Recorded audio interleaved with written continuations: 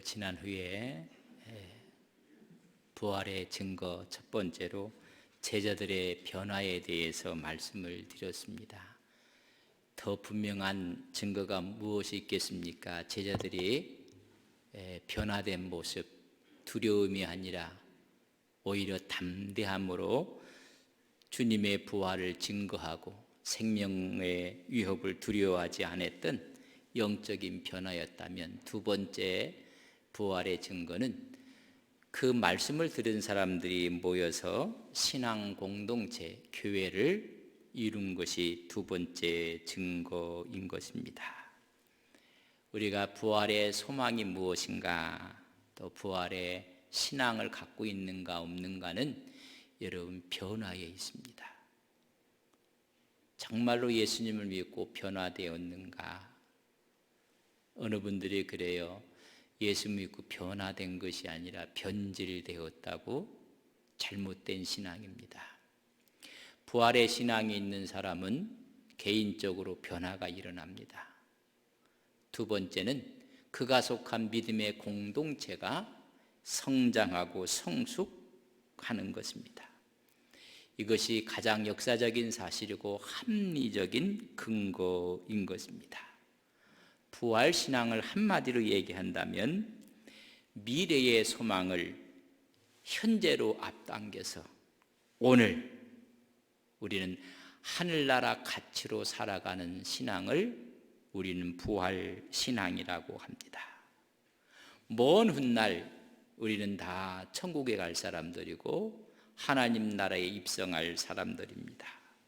그러나 오늘 우리가 사는 현재를 미래에 갈 하늘의 가치로 살아가는 사람들입니다.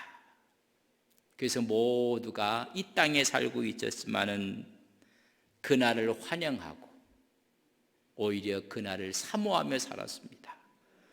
아브라함이, 요셉이, 모세가 현재를 살고 있었지만은 미래의 가치로 살았기 때문에 아브라함은 이삭을 번제로 드릴 수가 있었습니다. 모세는 오히려 먼 미래에 하나님의 가치관을 갖고 있었기 때문에 그 좋은 자리를 거부하고 주님의 부르심 앞에 이스라엘 민족을 인도하는 지도자가 되었던 것입니다. 이런 놀라운 변화가 부활신앙의 증거들입니다. 먼저 제자들이 변했다고 말씀을 드렸습니다. 세상을 두려워하지 아니하고 담대하게 이렇게 외칩니다. 사도행전 4장 20절에 보면 우리는 보고 들은 것을 말하지 아니할 수가 없다. 십자가의 사건과 부활 사건을 말하지 아니할 수가 없다고 이야기해주고 있습니다.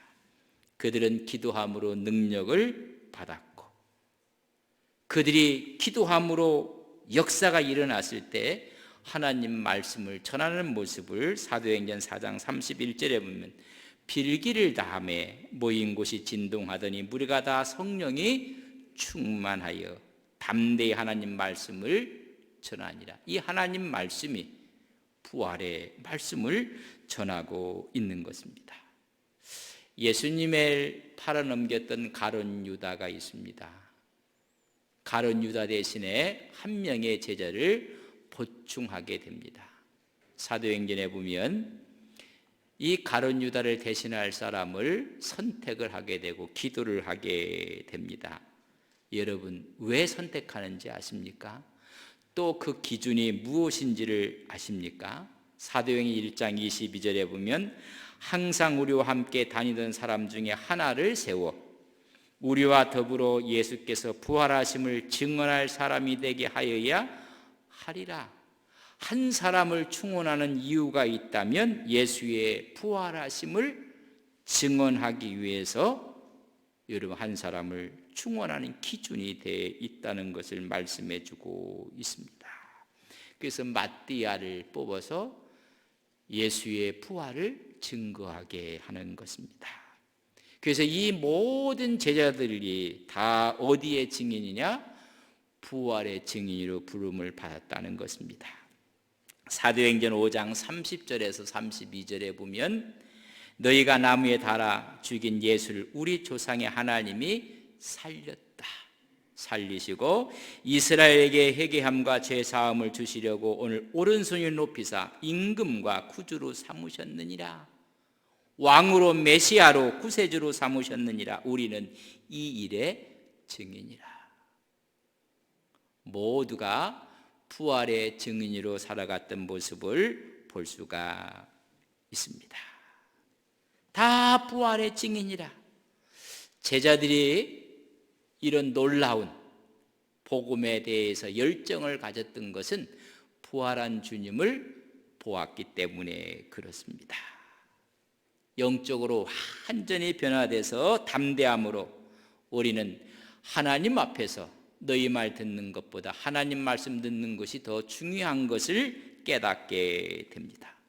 이때 막 기적이 일어났습니다. 안진뱅이가 일어나고 그들은 또한 세례를 받고 어찌할꼬 예수의 이름을 세례를 받은 사람이 3,000명이요 그 다음에는 5,000명이요 오늘 본문에는 그 수를 셀 수가 없어서 허다한 사람이 믿었다고 말씀을 해주고 있습니다.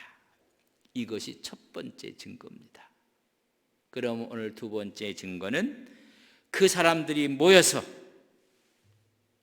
신앙의 공동체가 견고해진 것이 이런 부활의 증거입니다.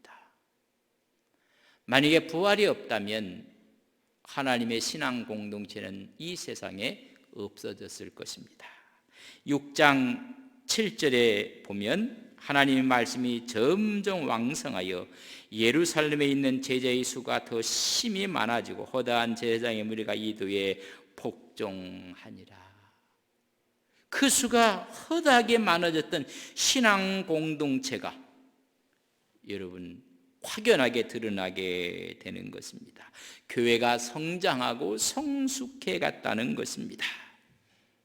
그렇다면 오늘 본문에 있는 말씀이 왜 부활의 증거에 대한 확실한 증거가 교회가 더 왕성해지는 것인가? 사람들이 모이게 되면 문제가 생깁니다. 특별히 그 문제는 오늘 본문에 보면 구제하는 일, 특별히 여러분 재정적인 출납의 문제, 이런 문제가 생기게 됩니다. 그래서 생겼을 때 문제를 어떻게 해결하고 있는가를 보면 6장 3절의 본문에 이렇게 기록했습니다. 형제들아, 너희 가운데서 성령과 지혜가 충만하여 칭찬받는 사람 7을 택하라. 우리가 이 일을 그들에게 맡기고 구제하는 일, 재정에 대한 일, 접대하는 일, 이런 행정적인 모든 일을 우리가 맡길 것이다. 그럼 이 맡기는 그 일이 부활하고 무슨 관계가 있는가? 여러분 중요한 것입니다. 왜 맡겼을까를 이해를 하셔야 됩니다. 근데 맡기는 사람은 집사를 세우라고 했습니다. 7사람을 세우는데 조건이 뭐냐면 첫째는 성령이 충만한 사람입니다.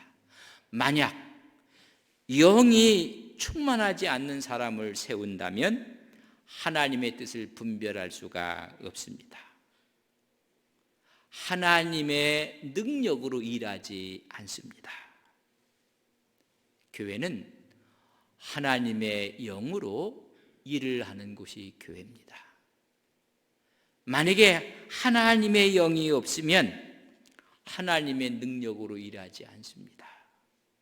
자기의 힘으로, 자기의 능력으로 일합니다. 두 번째는 지혜가 충만한 사람입니다. 지혜가 없으면 정도에서 벗어나기 때문에 그렇습니다. 여기서 지혜는 하나님의 지혜, 말씀에 대한 지혜를 말하고 있습니다.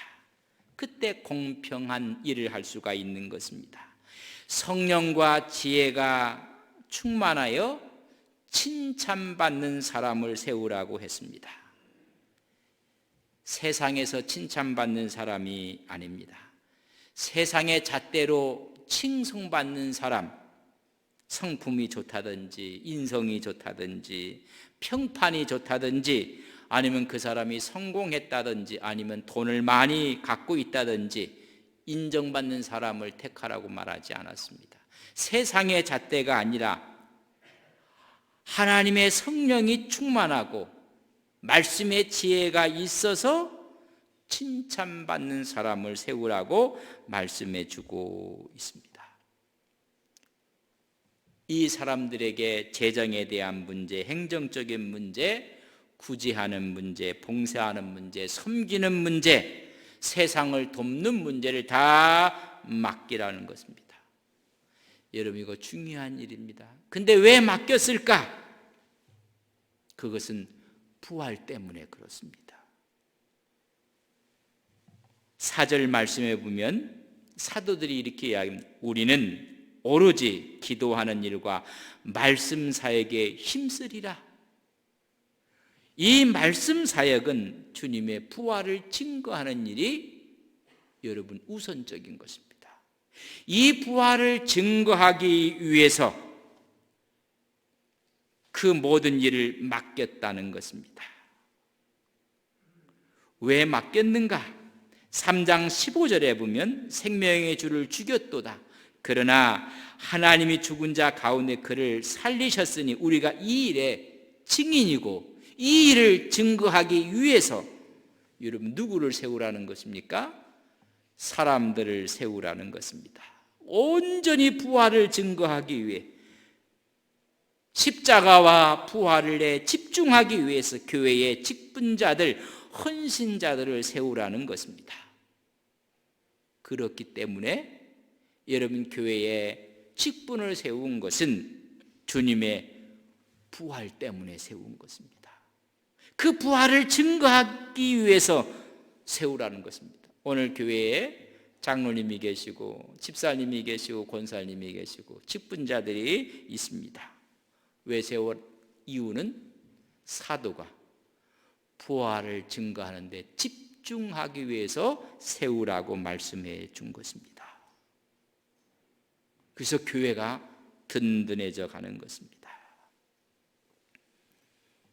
부활의 증거는 개인의 변화뿐만 아니라 하나님의 교회가 제도와 행정에 대해서 견고해지는 모습이 바로 부활의 증거를 대변해주고 있는 것입니다.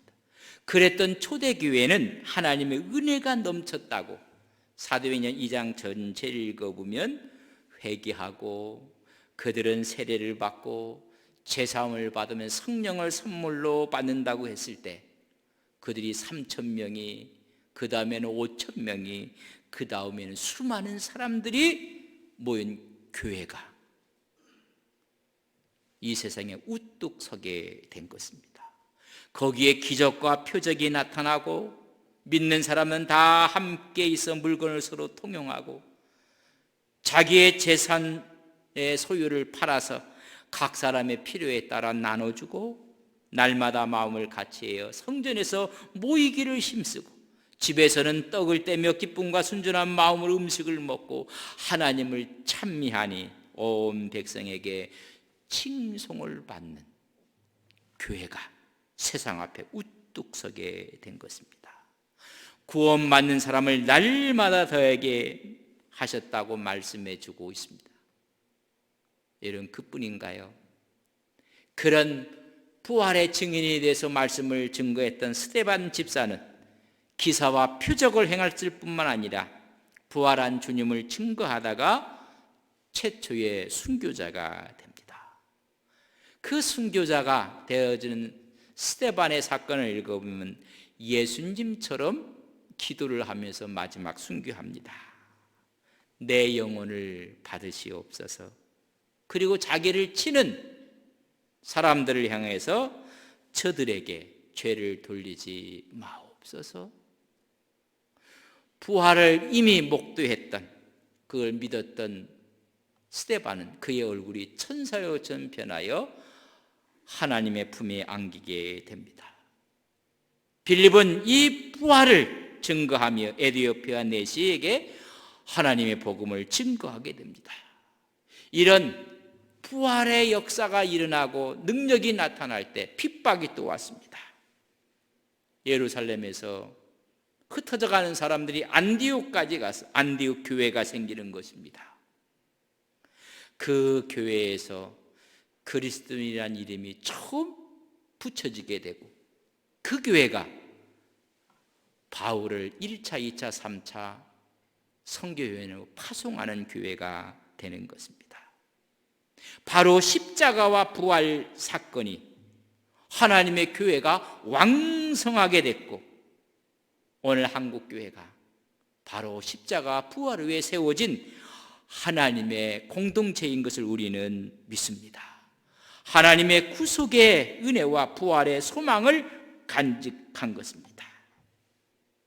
우리 모두는 하나님의 이런 값진 은혜를 받은 신앙의 사람들입니다. 십자가의 신앙, 부활의 신앙을 간직한 사람들입니다. 그러나 세월이 흘러가면서 또 우리가 신앙생활을 하면서 나도 모르는 사이에 우리 마음속에 십자가의 신앙과 부활 신앙이 희미해져 가고 있다는 사실을 여러분 혹시 느끼십니까? 어떤 일이 있을 때마다 고난을 짊어지며 십자가의 일을 걸어가는 우리의 믿음이 나도 모르는 사이에 십자가를 자꾸만 내려놓습니다.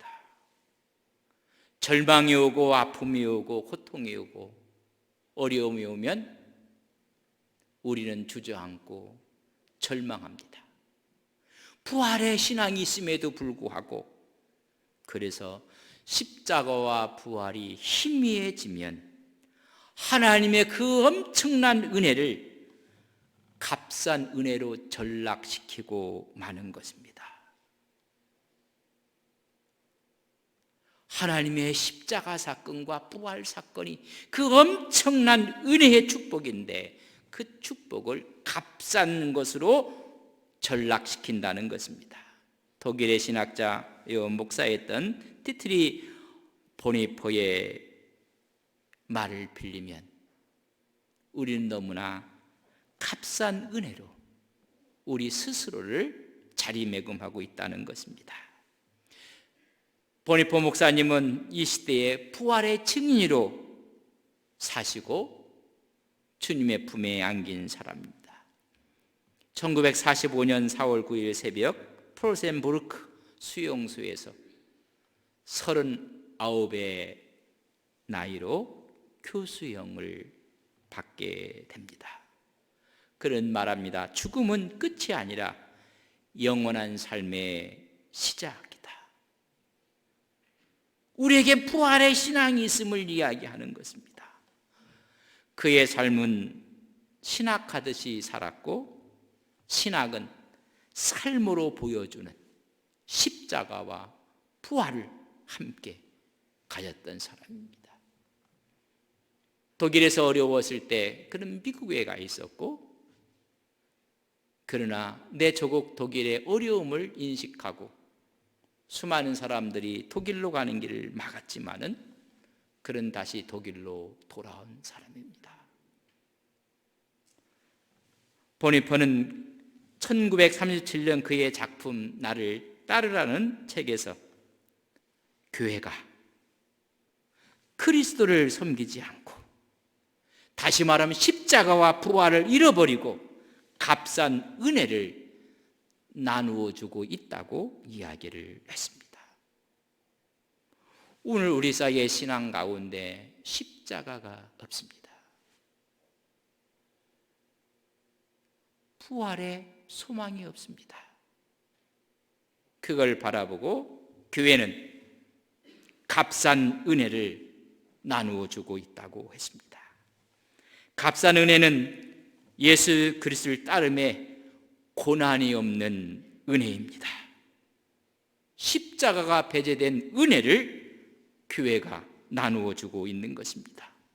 성육신의 실천이 없는 은혜입니다. 높은 하늘의 보좌를 버리시고 이 땅에 오신 성육신, 겸손하고 낮아짐이 없는 값싼 은혜를 베풀고 있다는 것입니다. 제자로서의 삶이 없는 신앙입니다. 제자로서의 헌신과 우리의 마음 전체를 드리는 것이 없는 신앙은 싸구려 신앙을 교회가 나누어 주고 있다는 것입니다.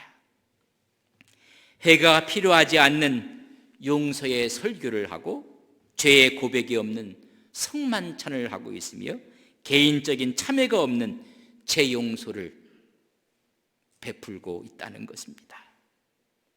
십자가가 없는 은혜, 예수님의 부활이 없는 신앙, 다 값싼 은혜라고, 싸구려 신앙이라고 이야기를 했습니다.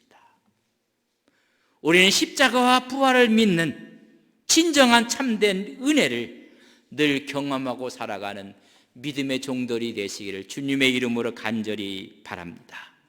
참된 은혜는 값비싼 희생을 통해서 우리에게 다가오는 것입니다. 우리 주님은 십자가에 달리셨고 그 고통을 다 견디셨고 우리의 모든 죄악을 담당하기 위해서 십자가를 지신 것입니다. 또한 3일 만에 부활하심으로 진정한 소망을 우리에게 허락해 주셨습니다. 우리는 주님의 십자가를 지는 순종의 삶과 부활의 신앙을 간직한 희망을 갖고 어려운 가운데서도 능히 이겨나가는 하나님의 은혜를 사모해야만 합니다. 부활을 경험한 사람들은 개인이 변했고 그 개인들이 모여있던 교회가 엄청난 영향력을 간직할 수가 있었습니다. 진정한 제자의 삶을 살아갔던 부활의 증인들은 개인 제자들이었고 교회의 모습이었습니다. 부활을 증거한 사람들은 제자들입니다. 베드로, 요한, 그 외 제자들, 만삭되지 못한 바울까지 부활의 증인들이었습니다. 그들은 모두가 변화되어서 그의 인생의 주인이 예수 그리스도였습니다. 이런 변화는 우리가 생각이 바뀌어야 되는 것입니다. 그 생각을 고린도전서 15장 23절에 보면 그러나 각각 자기 차례대로 되리니 먼저는 첫 열매인 그리스도요 그리스도가 부활하셨고 다음에는 두 번째는 그가 강림하실 때에 그리스도에게 속한 자가 부활할 것이라는 이 생각을 갖는 것입니다. 예수 그리스도가 주라는 생각을 간직할 때 여러분 거기에 믿음이 생기는 것입니다. 그 믿음은 하나님 나라의 비전을 바라보게 되는 것입니다. 하나님 나라의 비전을 바라보는 사람은 언어가 바뀝니다. 절망이 아니라 희망을 노래하는 것입니다. 언어가 바뀌면 이제는 행동이 바뀌는 것입니다. 바로 그 사람들이 예수님의 제자들이었습니다. 두 번째는 그 제자들을 위해서 모여진 하나님의 공동체 교회였습니다. 교회는 희망을 선포했고 선한 영향력을 간직하게 되었습니다. 6장 7절에 보면 하나님의 말씀이 점점 왕성하여 예루살렘에 있는 제자의 수가 더 심히 많아지고 허다한 제사장의 무리도 이 도에 복종하니라. 제사장들까지 이도에 복종하고 영향력을 끼치는 교회가 되었다는 것입니다. 그것이 부활의 증거입니다. 사도행전 2장 46절 47절에 보면 날마다 마음을 같이하여 성전에 모이기를 힘쓰고 집에서 떡을 떼며 기쁨과 순전한 마음으로 음식을 먹고 하나님을 찬미하며 온 백성에게 칭송을 받으니 주께서 구원받는 사람을 날마다 더하게 하는 교회 공동체가 형성이 된 것이 두 번째 부활의 증거입니다. 교회는 성장하는 것입니다. 교회는 성숙해 가는 것입니다. 코로나19 상황 가운데 많은 분들이 너무 어렵다고 합니다. 또한 교회가 없어진다고 이야기를 합니다. 교회가 문을 닫았다는 말까지도 하게 됩니다. 여러분, 우리는 어느 선택을 분명히 해야 됩니다. 교회가 문을 닫은 것은 하나님이 닫은 것이 아닙니다. 사람이 닫았을 뿐입니다. 교회는 건물이 아닙니다. 부름받은 하나님의 종들의 모임이 교회인 것입니다. 하나님은 한 번도 교회 문을 닫은 적이 없습니다. 사람이 닫을 뿐이라는 사실을 기억해야 됩니다. 초대교회 이후에 한 번도 교회는 성장을 멈춘 적이 없고 성숙을 멈춘 적이 없습니다. 아니, 교회는 망한 적이 없습니다. 핍박이 오고 고난이 오고 어려운 환경 가운데서도 굳굳하게 지켜나갔습니다. 아니, 열매를 맺혀가고 있는 것입니다. 중국에 강의가 있어서 다녀온 적이 있습니다. 서울에서 목회를 돕고 있을 때 중국 한족들이 모이는 목회자들의 모임 가운데 초청을 받게 되었습니다. 공산화로 인해서 교회는 다 없어지고 문을 다 닫은 줄 알았는데, 여러분, 교회는 여전히 존재되어지고 믿는 사람들이 있었습니다. 어려운 상황 가운데였지만은 한족 목사들에게 강의를 했습니다.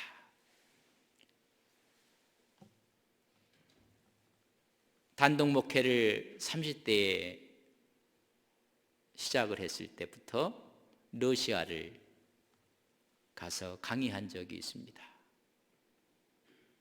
여러분, 이미 공산화로 인해서 모든 것이 다 끝난 줄 알았더니 교회는 여전히 존재했고, 이소영 목사님이라는 선교사 부부를 통해서 한때 100개 교회가 넘는 교회가 세워지게 되었습니다. 그 선교자 뿐이겠습니까? 카프카즈 신학교의 교수를 저희 교회가 돕고 있습니다. 다 끝난 줄 알았는데, 캄보디아는 킬링필드를 너무나 잘 알고 있는 나라입니다. 69년에서 79년 사이에 수많은 지식인들이 죽었습니다. 170만 정도가 여러분 죽게 되었습니다. 얼마 전에 선교사들 모임에 한 번은 세미나를 인도하러, 한 번은 집회를 인도해서 다녀온 적이 있습니다. 여러분, 모든 것이 다 끝난 줄 알았더니 하나님의 종들로 인해서 교회는 든든하게 여러분 세워지고 뿌리를 내리고 있는 것입니다. 우리 교회가 인도네시아랑 MOU를 맺어서 관계 속에서 아쟁이라는 곳에 교회를 건축하게 되었습니다. 여러분, 교회는 한 번도 여러분 문을 닫은 적이 없습니다. 여러분, 그뿐입니까? 미국에 있을 때 멕시코에 선교하러 몇 번 다녀왔을 때 교회는 여전히 모여주고 있는 것입니다. 괌에 갔을 때 원주민들이 모이는 교회에 참여를 했습니다. 보고 싶었습니다. 원주민들의 모습 속에 하나님을 찬양하는 모습이 너무나 뜨거웠습니다. 여러분, 교회는 부활이 있기에 그것이 교회의 또 다른 상징이며 부활 자체가 증거인 것이 교회인 것입니다. 부활이 있기 때문에 하나님의 교회가 존재하는 것입니다. 우리 주님은 나는 부활이요 나는 생명이라고 말씀했습니다. 부활은 씨앗에 담긴 생명력처럼 각 개인에게, 하나님의 신앙 공동체 교회에게 복음의 능력이 되고 부활의 능력이 되는 것을 믿습니다. 주님이 부활했기 때문에 부활 생명의 씨앗이 세상을 변화시키고 한 개인을 변화시키는 것입니다. 부활은 한 번도 우리를 포기하지 않습니다. 부활은 우리를 회복시키고 변화시키는 것입니다. 기독교는 부활의 종교라고 합니다. 부활의 능력은 지금 진행형인 것입니다. 부활의 영이 우리 각자의 심령 속에 와서 우리를 변화시키고 있습니다. 부활의 능력은 주님의 이름은 모여진 신앙 공동체의 역사에서 교회는 뿌리를 내리고 확정되어져 가고 있습니다. 부활의 증인으로 살아가는 우리 온 성도님들이 되시기를 주님의 이름으로 간절히 바랍니다. 우리 교회가 부활을 증거하는 믿음의 교회 되기를 간절히 소망합니다. 우리 그 자리에 다 일어서시겠습니다.